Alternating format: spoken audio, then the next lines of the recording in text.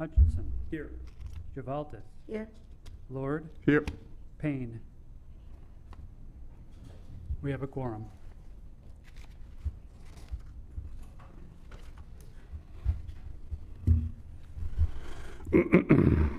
All right, we'll now open the floor for citizen statements. Are there any citizens in the house this afternoon who would wish to make a statement?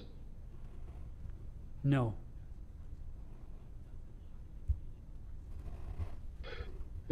Being told there are none, we will move on to the next agenda item, approval of minutes from our last meeting.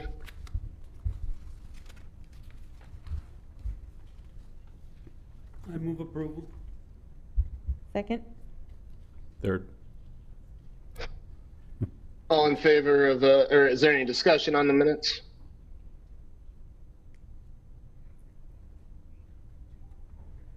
Questions, comments?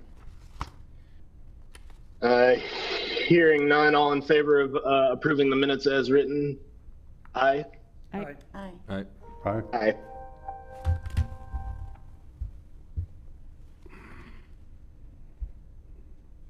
That seemed unanimous to me. Yes. All right. Move on then to item F, discussion regarding the Wisconsin Rental Assistance Program with a representative from AdvoCap. Yes. I can take my mask off? Yes. All right, proper protocol.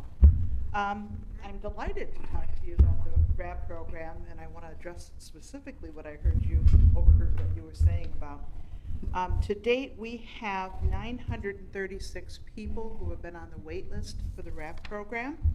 We have gotten through over 500 of them. We have been able to assist currently 197 people with the application. In the beginning, we did not do a great job of pre-screening people, and that was probably our fault because we didn't know what questions we needed to ask. So the number one question I ask people is, are you behind in rent? And we found that a lot of people are not, or were not when they first applied. And so, and kind of to jump ahead a little bit, what we're finding is that people have done the responsible thing and are paying their rent. They used at least part of their monies that they received through the stimulus and paid their rent. Some prepaid their rent, didn't know exactly how much they owe. But come August, we're going to start seeing more. In July, we're starting to see more than we did for June, May, and April. And I suspect that we're going to continue to see a better or a larger number. We have spent out and committed $277,048 of the $890,000. We're at 31%. We still remain in the 4th place in the state of Wisconsin of 16 people or 16 different organizations doing this, of spending out the funds. And I give my staff a lot of credit for being able to do that. I just hired 2 new people who will start doing this tomorrow. So we'll have a total of 10 people doing it, 3 full-time, the other people doing it part-time. So far, we've been able to assist 2 people for Calumet County, 56 people from Fond du Lac County, 4 from Green Lake County, and 104 from Winnebago County. My best estimate is 61 of those specifically for the city of Oshkosh. So it's, you know, as I said, we're spending out 31%. We reached out to about 30 to 40 people per week. It's an application that requires input from both the tenant and the landlord, so there's a waiting period in between. And so it's, and it takes about 45 minutes from beginning to end to put the entire application into the system. So it's not a, hey, how are you doing, blah, blah, blah, it's in, it's paid. It takes a process, but we got it down to a pretty good science. We've added a number of vendors, meaning a lot of landlords. That was holding us back before. But we have 36 that should be extracted tonight, which means that the checks will be cut on Monday. Meanwhile, the landlords will get a letter that says they're going to pay X many dollars for Lou Shear, X many dollars for Lindsay, X many dollars for Don, so they know how that money should be allocated. For a couple of weeks, they were getting the check before they were getting the letter, so that was kind of confusing. We spent some time giving that information to landlords. So there's been a process.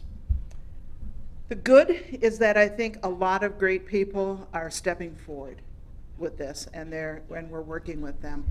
One of the things I mentioned that we're doing is that AdvoCap has been funded to do what we call the PASS program, People Achieving Self-Sufficiency. So part of the conversation is, how are you doing with your bills? And we know a lot of people who were able to get their unemployment got that extra $600. They're like, hey, I'm doing okay, things are all right. But we suspect that's going to change.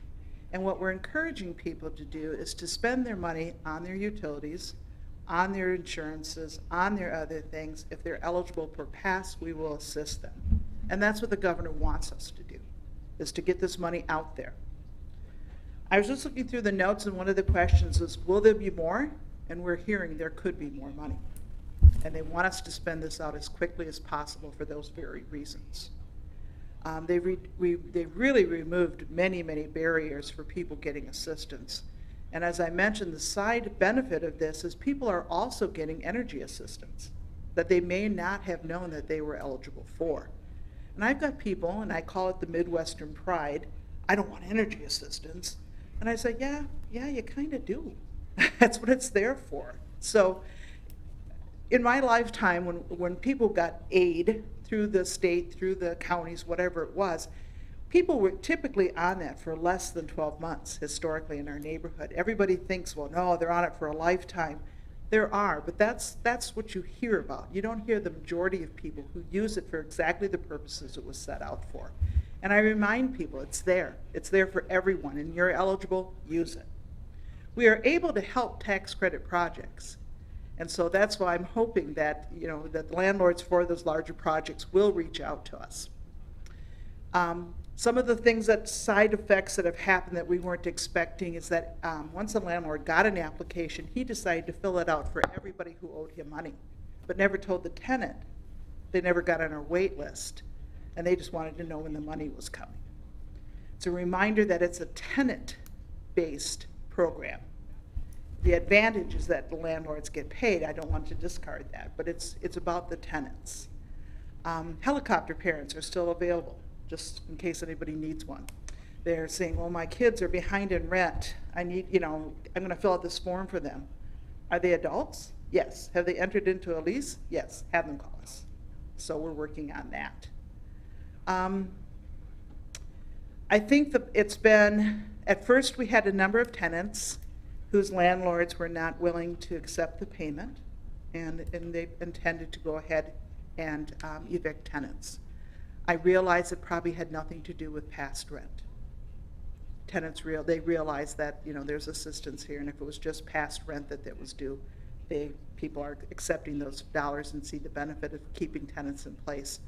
There's a lot of reasons people get evicted, as we know, and there's some landlords that would prefer to do that. But we continue to work with them and talk to them a little bit about what we saw or heard in the training that was, or the webinar that was out there a week ago, in regards to the fact that we've had people who are paying $2,000 and up for rent, right, a month, and we can only help with $1,000. But those people are affected too. And at some point, the concept will be is these people may find a need to move into an apartment that is $1,000 a month instead of $2,000. And those people who are living in those apartments may need to move down to the apartments that are $600 a month. I mean, this may in fact happen depending on where housing goes or how long we find ourselves in this situation. But people are getting the assistance. The turnaround time is getting quicker. And I've added 2 more staff, like I said, full-time, who are working 40 hours a week. So we anticipate to be at least 10 more numbers to this every month, every week, that we'll be able to assist. They want it spent out before Halloween, October 31st. And I believe that we are on track now to do that. So a lot of people in Oshkosh, surprisingly not very many people from Green Lake County. Calumet does not surprise me because there's not a lot of rentals in Calumet County. But we keep putting the word out there. We keep advertising. We have a couple of newspaper articles that went out in both the Oshkosh Herald and in the Berlin paper, Green Lake County papers. So we're hoping to get more calls from that. But as I said, I think, again, once we see the $600 a week go away in unemployment, I think there's going to be a bigger demand for this again. We're not seeing a lot of need for food. I don't know that the food pantries are seeing a higher demand. We're not hearing that. But again, there's so many unknowns. When people ask me to make a prediction, I say, well, everything I predicted so far has turned out wrong. So I'm not going to start doing it now. But one of the things we're doing with this People Achieving Self-Sufficiency is starting to offer opportunities and connections for people who have never had to use these connections in the city before. A lot of questions about, well, what about this, or I don't know about this, or how do I do that? And so we're getting a lot of people, more inquiries, kind of that in-person 2-1-1. And starting that relationship of knowing that if they become worse situations, that they know they can contact us and what we're doing. So that was kind of like, I should say, unexpected yet not unexpected. The number of people who are calling, and it's nearly 2/3 of the people have questions about other resources, other ways that they can work right now, considering they may not be back to work or their income has been impacted. One of the things that's interesting, at first we thought that the question is, was your income negatively impacted since March 15th due to COVID? And people say, well, yeah, I have to pay child care. And we didn't at first think that was a negative impact, but because children were going to school, and when a school was cut down and they had to use extra funds, it could hire private daycare, it is in fact an eligible cost, and we are assisting them. So again, right now, very few barriers to people who are eligible. If people got a lump sum because of unemployment and were not eligible, we encourage them to call the next month so that they're not out of the loop totally. But we're really, and the state is allowing us, because we did not finish everybody who was on the wait list for June rent assistance, they've allowed us to go back to May income to help those people for June, May, and April. If we're helping with July, then we have to go to the June income. It's always just 1 month, which is, again, different than it was in the past. Usually it's a 3-month test on that. So a lot of changes, a lot of flexibility, and a lot of people who are now stepping forward and saying, I need assistance. So that number keeps increasing every day, people asking for assistance. So what can I tell you that I haven't? By the way, the numbers change every day. So this was at 8 o'clock this morning when I pulled the report. Yes, Doc? I got just one young man that's, behind. I told him to apply, and he said, I'm on the waiting list. Okay. And so I don't know what that means. I haven't heard anything from anybody from AdvoCap. Which means So he I hasn't was- come onto the top yet. Okay, good enough. So, and I just had that conversation this afternoon before I came here. So we just, Feel free, and this has happened a number of times, we have saved people at the clutches of the doorstep of the courthouse, if you will, to say, but I'm working with AdvoCap, and the landlord calls us and said, yes, they're on the list, Can we make a guarantee? No, we don't have all the information back. But if you want to double check to make sure at least they're on the list, feel free to give us a call, okay, and we'll I'll make do sure that. to do that. It's not a dire situation. Right. So. We've had landlords just send us everybody. It's just kind of bizarre how people. Well, there was a lot of misinterpretation what the program was in the beginning. Absolutely.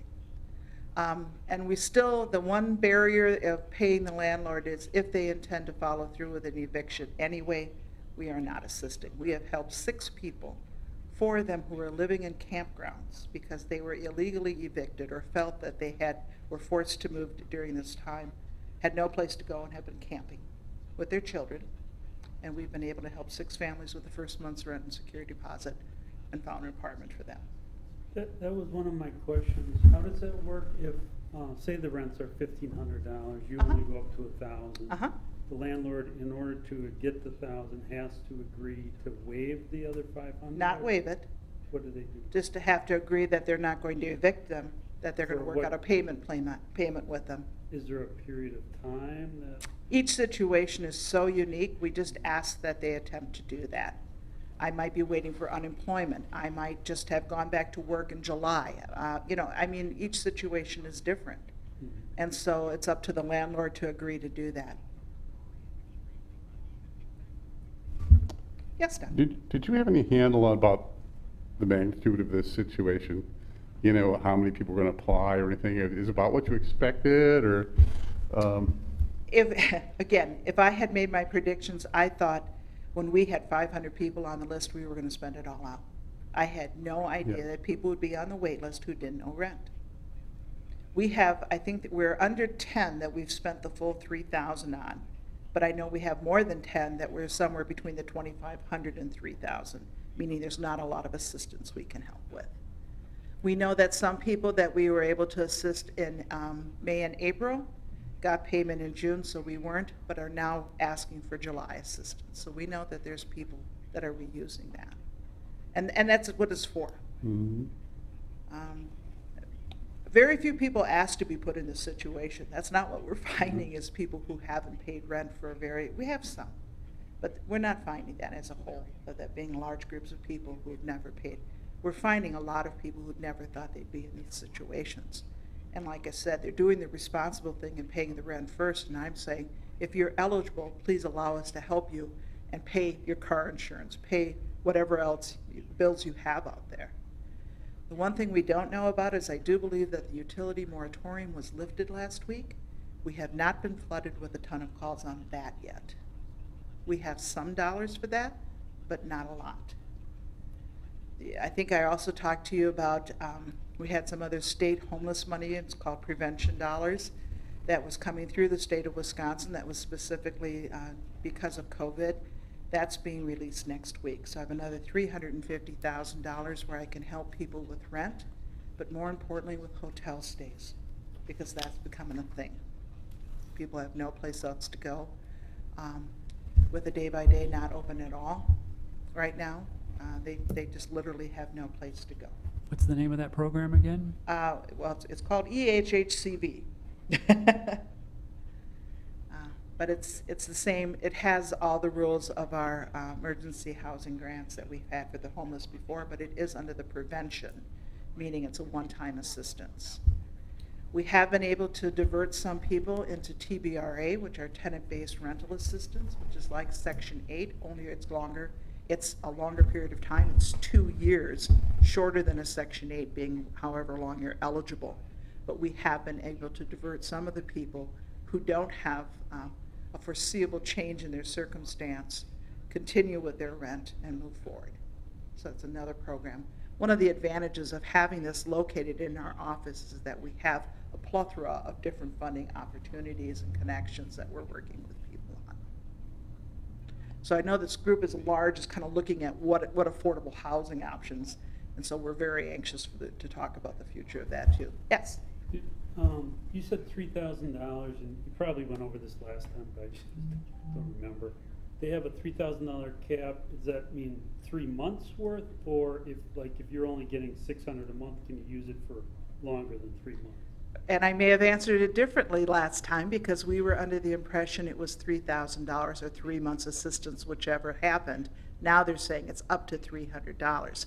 So if I'm living in a one-bedroom apartment and I'm paying $500, I could help them up to 6 months. If you're living in a 4-bedroom house and pay $1,500, I can only help them 3. And then just to follow up to that, these rules are set statewide, or do you have some flexibility? Does Milwaukee handle it a little differently than up here? Absolutely statewide. Everything's the same. We have weekly webinar meetings that we must attend. There are frequently asked questions that are sent out every Monday morning. If we have any questions, we go to the same 2 people at the state of Wisconsin for the answers, so the answers are consistent.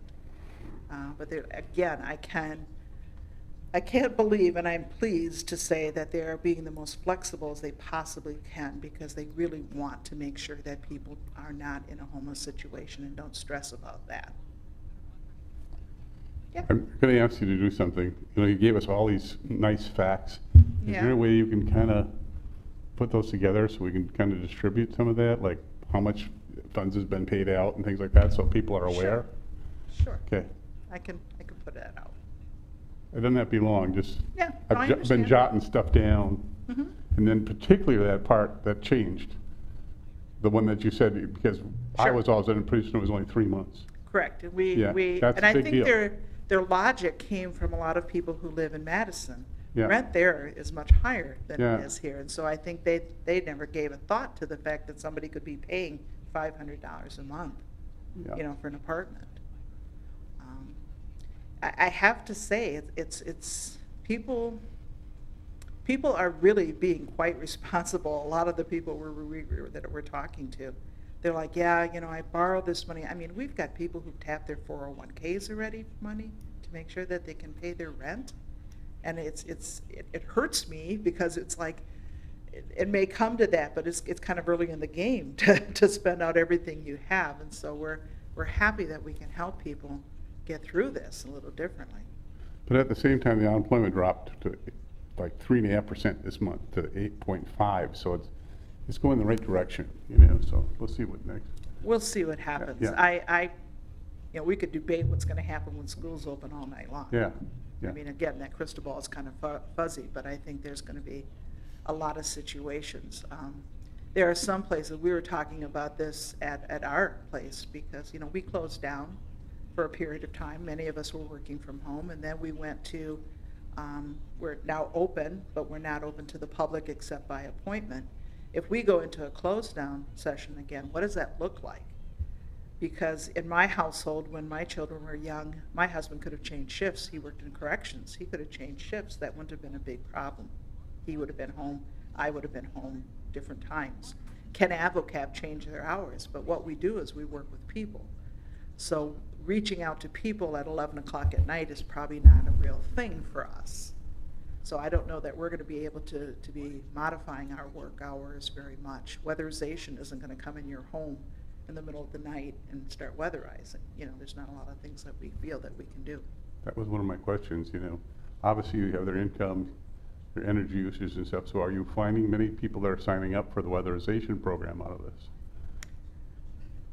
They work off a list that's based on this, so yes, their list is increasing. And yet we only have X many people to do X many jobs. Yeah. You know, so yes, our But all these list people, is not. most of these people, then you know who's qualifying, who's not out of this pool. That's where our list comes from, is energy assistance. Okay, so then the weatherization list comes from them? Yes. Okay, But again, these are renters that I'm working with. right. And so we don't do a lot of rental properties with weatherization because landlords are responsible for paying part of that and to continue to rent to low-income people. So they would pass on the weatherization many times. I I mean, don't that's a know. choice, but I'm just saying, you know, it's different than a homeowner situation. But you'll also find landlords that are low income that also qualify, and then they don't have to Absolutely, pay that 20%. absolutely. Yeah. Because there's a lot of those too, you know, so. Mhm. Yes, Linda? In terms of advertising, so you said you use the newspaper, and what else? How else? We've been on local radio stations with this, which, again, I don't know that people, certain age groups work with that. I think we had a number of calls once it was in the Herald. I mean, again, because it's a free newspaper, and I think it's hand-delivered or personally delivered to every household, so we got a lot of calls. A lot of it is coming from referrals, and I think from landlords, because Don did an excellent job of getting that information out to landlords, and they made referrals pretty readily and pretty quickly. And they know who's behind in rent, so it's easy. Some gave a blanket, you know, name, number, and do this to everyone. Some are handpicking who are behind in rent. But it is curious, because we do get the landlords who call us and say, well, you know, I've not evicted them because they said that you're going to send a check. You know, they keep saying that, and they're not on our wait list. So, you know, we know that happens too. So, have you thought of putting out flyers around town? We did originally start with kind of like the tear-off kind of things at the local places like convenience stores, grocery stores, laundromats, places like that. We're finding a lot of people just aren't going in those places, and that's not what they're looking at.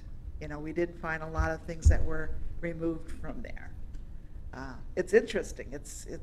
You start thinking about how you perhaps have started changing your patterns and what you do.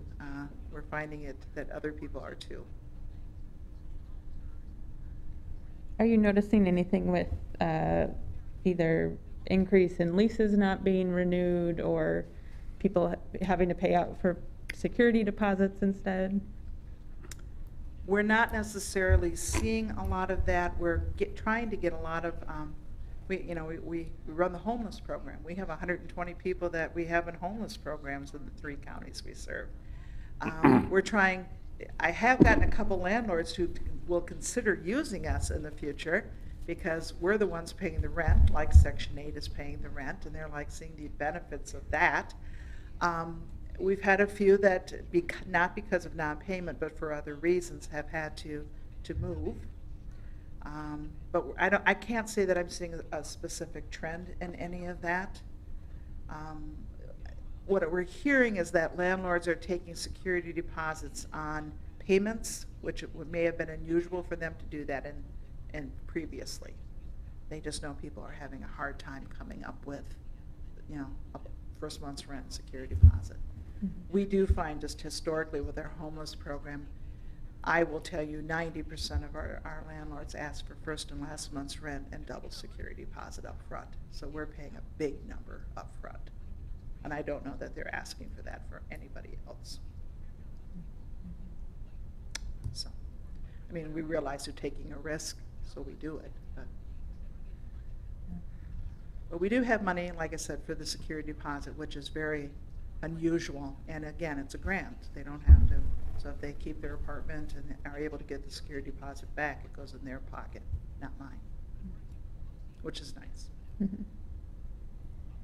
Yes. So people are on the wait list because you just haven't had the staff to process them? Exactly. And okay. like I said, we are now pulling 10 names at a time. So I call you up and say, Linda, are you still behind in rent? And you say yes. And we go through this and we decide that you're eligible. I send you the paperwork.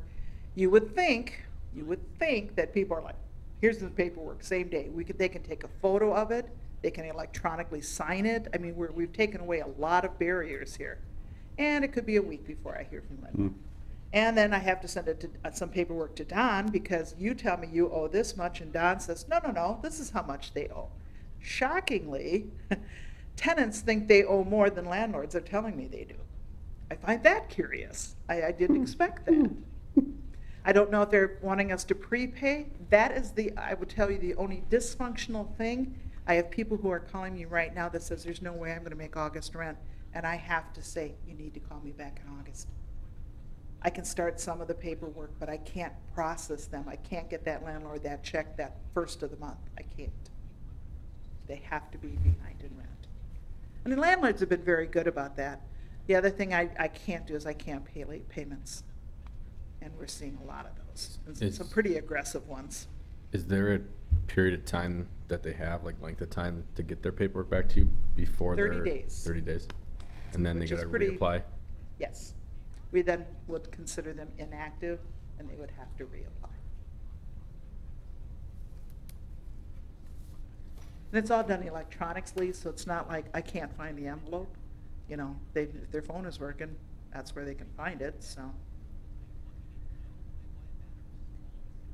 Are there any needs or anything you see us or you need from us that we could help support or provide education or anything?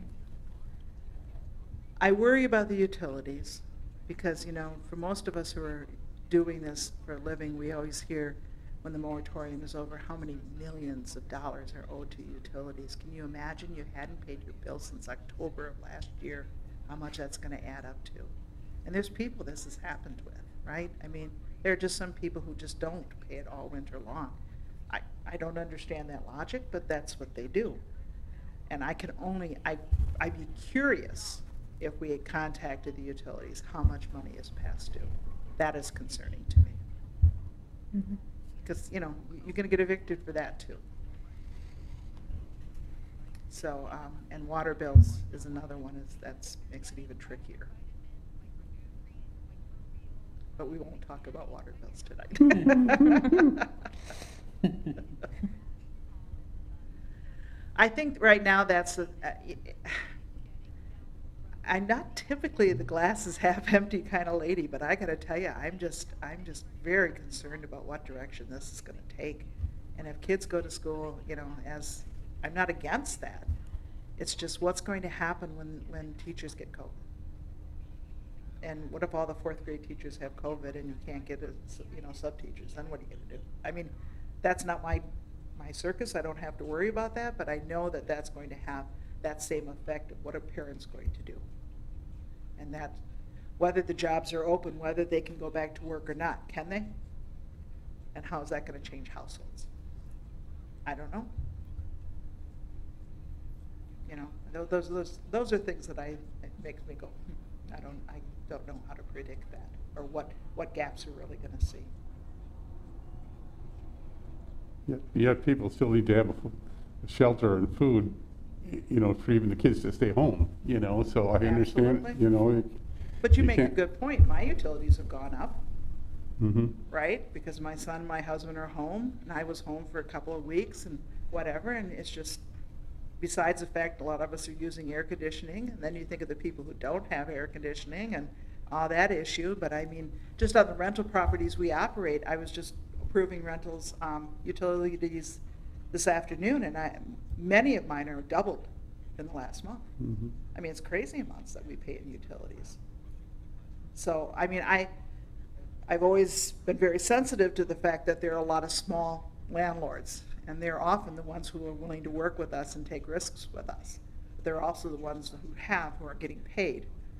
And so I'm hoping that they'll be troopers for me and support some of the things that we do along the way, compared to some of the larger landlords that aren't as interested in working with their clients and with us. So overall, it sounds like it's going pretty well. I'm happy. I'm happy Yeah. with my staff, and to be honest, for the first time, just because we had PPP dollars that came through AdvoCap, and it's public knowledge, it's been in the papers, so I'm not worried about that, and I will defend it. But we do have extra funds because of that, because my grant funds through HUD are the only thing that I can't get extensions on. So we are offering our staff overtime. I asked 2 people who've worked with me, one for 10 years, one for 12. I said, how many times have you ever had overtime there? And both of them said never, because that's just not what we do. So this is the first time in order to do that, up to 10 hours per week for the next 4 weeks, so that we can get more people. I know when I was making phone calls to kind of pre-screen, 4 o'clock to 7 o'clock, I was hitting a lot of people home, in-house, that would answer the phone, versus people are out and about or they're not answering the phone during the day. But we could talk all day long about how many people don't have voicemail set up, which is so curious to Mm-hmm. me. I mean, you think, really? How many people say, you can leave a message, I may or may not call you back? Okay. I mean, it's curious how, again, as a society where, I can remember sitting home and the desk was, the phone was on the desk in the other room, and you had to lift it up. You didn't know who was calling, and it was very exciting because you never knew who was calling. Now everybody has caller ID, and they don't know who that number is, and so they don't answer. It's all very interesting. But we text people, like I said, just to say, hey, you're going to come up on the list very soon. We do, when we do a pre-screen, anybody who's got a 5-day, we work with very quickly. We're trying to get them to a point, but again, it depends on the landlord. And we're having better luck with that, with landlords saying, yeah, we'll be okay with that. I think they've gotten their first checks. They see it's happening, and I think they have faith in it. But they do the extraction every Wednesday night, and every Monday checks get paid. So anything that's happened during the week, it's a pretty good turnaround for people, for landlords and for tenants. Would you be willing to come to our meeting next month and give us more updates? If you'd like me to, I'd be happy to. Our next regular meeting would be August 12th? That is one busy day. I got to tell you, there's things going on that week. I'm sure I could make it, but I got to say, it's a crazy busy week for some reason. Mm-hmm. I want to add one thing too. It's a positive. Some of the people in the room here know I track eviction statistics, and evictions are down 40% compared to last year right now, and it's actually trending bigger. It's not going down. I mean, up to a few weeks ago, it was in the 30s, and when I tracked it as of yesterday, we're down 40%. So obviously, people are trying to work with each other, which is a neat thing. It absolutely is, Yeah. yes. And if we could all just stay 6 feet away and decide if we're gonna wear masks or not, then I'd be Yeah. happy. Great presentation. One question I had is there a limit as to how many Winnebago or Oshkosh? Absolutely not. Absolutely not. Like I said, we got Calumet we don't serve Calumet typically. And obviously 2 is not a huge number, but it's 2 people that were not homeless because of that, so we're happy with that. People say if Milwaukee runs out of money, will they take my money? No. We have $880,000 to be spending here, and we will spend it here. So, just hopefully before Halloween, and hopefully we can get in. You know, there's just so many other stimulus packages at the federal level that are being talked about and discussed, and funding that's available, and so we just don't know. But they're suggesting that if we spend it, there will be more funds to follow. How is that 800,000 determined? Is it per capita? Well, there's a very interesting question. Mhm. They chose community action agencies to do this throughout the state of Wisconsin. The community action agencies get special funding that only community action agency called Community Services Block Grant Funds. Those numbers are determined by the amount of poverty in each community, each county. One of the reasons Calumet and Waukesha? Ozaki are not capped is because there's not a lot of poverty there. So there's no incentive for a business to take them on because it doesn't cover the cost to open an office there, if you will. So that same formula was used with the $25 million. Lion's share, of course, ended up in Madison and in Milwaukee. Rightfully, that's where the largest poverty is. That's where the largest population is. And again, I think we get the 4th or 5th largest amount in Fond du Lac, Winnebago, and Green Lake counties. Green Lake County helped with that, by the way, because there's more poverty. And that's what it surprises me, that there's not more demand there. Really, I'm surprised by that. There's more poverty in Green on a percentage basis? If you don't live on the lake, Really? Hmm. That's interesting. city of Berlin, there's nothing there when you really think about it. Princeton used to be flourishing with those nice little antique places. Not so much anymore. Hmm. I mean, Marquezan, when's the last time any of you been to Marquezan, right? I mean, it's just rural areas, small communities, a lot of poverty. Anyway, so I'm asking for trends, I'm asking for surprises, I'm asking, staff to kind of be aware of that. But so far, nothing has really popped up and said, oh, that's what we're going to need help with next. I just assume that the utilities are going to be. And again, there's been a lot of responsible people taking care of bills all along like they could. So maybe I'm wrong on that too. Maybe it won't be as bad as I think. It's just a very long time for some people not to have paid anything. I've got one more question. Sure. It has to do with evictions. So are evictions gonna start happening at the end of the month, like I heard someone talk about earlier? And are you tracking that? Like how do you find out who's being evicted, and how does that person that doesn't know about you wind up getting an eviction? And is anybody paying attention to those people? I mean, is your agency tracking who's being evicted or anything like that? I mean, We ask the question if they have a 5-day notice. Legal Action is aware of us, so a lot of people, will seek that kind of assistance if they get concerned. I mean, any forward service is aware of us, so that if they would go to them for emergency financial assistance, they would ask if they have been contacting us also. They will say that their demand has been less because we've been assisting with rent. And we decided, since this was a one time only, it was a good thing to do, is that we would be first, not them. So they're referring a lot of people to us. Sometimes, and I always say this, it's Midwestern pride that just stops me. Some people, how we deal with crisis. I've never been in a situation where I couldn't pay my bills, so I don't know if I'd be the person who doesn't open my mail or not. I don't know what kind of person I'd be in that kind of crisis, but I can respect the fact it happens. I can't look at that. That's too much to look at. And so, you know, and Don, we've heard this story many, many times. Well, I've got to be out tomorrow. I need this rent to, I can't tell you how many people come in at 4 o'clock on a Friday saying, I need $1,000 right now. And like somehow I'm sitting on this money and I just pass out bills at, you know, on the sidewalk, because they don't deal with things timely. When people say, I've been through the court system, I have to leave today, that didn't happen overnight. You know, there's a long process with this. And I'm not blaming people, I'm just saying how we deal with crisis. And that's why we're trying to make those connections up front to say, hey, we got some problem solving skills and you know, some things we can help you here, and some compassion for what's going on. And that gets people's interest to say, you know, it's not a judgmental call, it's, hey, this is what it's for. You're eligible, take advantage. You know, and so that's what we're trying to communicate right now, is that as a community, I know I've been contacted by a number of different people about possible additional funds to this right now. And I'm saying, let's not confuse this by throwing some more money at the same thing until one is gone.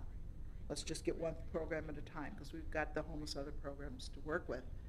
But there could be a demand. Like I said, if I had a crystal ball to say, what's Christmas going to look like this year? I think we'd all like to know what the future really looks like. So, Linda, what Alec and I were talking about is that through the CARES Act, anybody that's in Section 8 housing or tax credit housing, or even if the apartment building has federally backed mortgages, you're not allowed to evict anyone until July 27th. And even then, you can't start the eviction process. You give a 30-day notice to pay, or then you start the eviction process. So I was on our call today with 4 different multifamily properties, but 3 of them are in Milwaukee, one's in Manitowoc. And there's a list of people that are pretty far behind that have applied for this program and are still awaiting word. Now that's in either Milwaukee or Manitowoc. Some of them, a couple of them have gotten funds. But what we're thinking is that, you know, on the 27th, they're going to give out this list, and at the end of 30 days, there's going to be a bunch of people that are going to get evicted because of that. And then to compound that, as somebody mentioned here, is that there is that $600 weekly extra unemployment benefit to people that ends the end of this month as well, unless there's some change in Congress. And so that's also going to harm people. So there's a potential that after this month, those evictions could go back up again. Yeah, that's why I asked the question. I kind of was. Yeah, we are seeing a lot more people who say once they don't get this $2,400 or $3,000 a month that they've been getting, it's going to be a big change for them. You know, we are seeing some people going back to work, but in a 2-income household, not both. And again, it's kind of been the American way, is that if I can, I have the 2 cars, and I have the boat, or I have this, or I have whatever toy I want, and I'm living. It's interesting, we were just having a conversation with somebody who has a house for sale in Appleton, and they said that the houses that can't stay on the market are between $400,000 and $700,000 homes are flying up in Appleton. And I, at this point, think, is that where I'd go? Would I take on that kind of mortgage with this uncertainty? Not to make a judgment call, but in a million years, there's got to be a number out there that people say, I could build for that, or I do this or that. I don't know if they're lake homes, I don't know, but I was like flabbergasted when I heard that yesterday. I mean, well, I just talked to a loan officer today, coincidentally, and I mean, the rates are like 2 3/4. And so there's these bidding wars because this is what we want. We can get this mortgage at this rate, and so it is causing, you know, there are people that are bidding $20,000 over and not getting the house. Absolutely, I agree. We've been contemplating moving from Waupun to Fond du Lac for a million different reasons. I've had 6 just out of the blue calls saying, is your house going to be for sale? You know, because it's a 4-bedroom ranch and 2 bath, blah, blah, blah, 3-car garage. They're like, yeah, that, I want to see it. I was like, yeah, not for sale yet. But just hearsay from friends of friends of friends who remember that, you know, we're looking.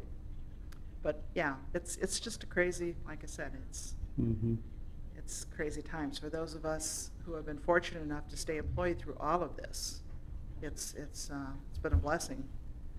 But I don't know, you know, the future is just so uncertain right now. Like I said, we could have discussions about what will happen in November, no matter which side of the line you sit on. That's just going to be crazy times too. So anyway, we're doing what we can. We're happy to do it. We're getting, I feel, a lot of good results, and we will continue doing the hard fight, the big fight, and doing the right thing. So if you know people, send them our way. The worst they can do is find out whether or not they're eligible. Thank you. Absolutely. Thank you very much. Thank you. Talk to you next month. Speaking of next month, we need to hold elections at the next meeting for chair and vice chair. And we'll hear from AdvoCap again. And I think we're meeting with the goal of trying to get out by no later than 5 p.m. for the affordable housing workshop. Is that the idea? That would be the plan, yes. The city council is having a workshop regarding affordable housing, and we will also issue a notice of observation in case there's a quorum of the Rental Housing Advisory Board who wants to hang around and watch that as well. Could be some interesting information that we've gotten from a consultant who's working on our Jackson Street Corridor project about affordable housing. Oh, great. Excellent. That will be in room 404. Any other new business before we wrap up for the day? Announcements, questions, discussion? Everyone staying healthy? Great. With that, then, I would entertain a motion to adjourn. I guess first maybe let's say that there's no need for us to really take any action because AdvoCap is doing pretty well, or what's happening there is doing well, so there's no action for us to take. At this point, maybe that just right. We can continue using our social media to spread the word. I'm going to talk to Lou, like I say, if she can give us a synopsis of this, and I can share it around in social media, things like that. Okay. I would move to adjourn. We have a motion to adjourn. Do I have a second? Second. All in favor? All right. Aye. All opposed? Any abstentions? All right. Thank you, everyone. We'll see you in a month.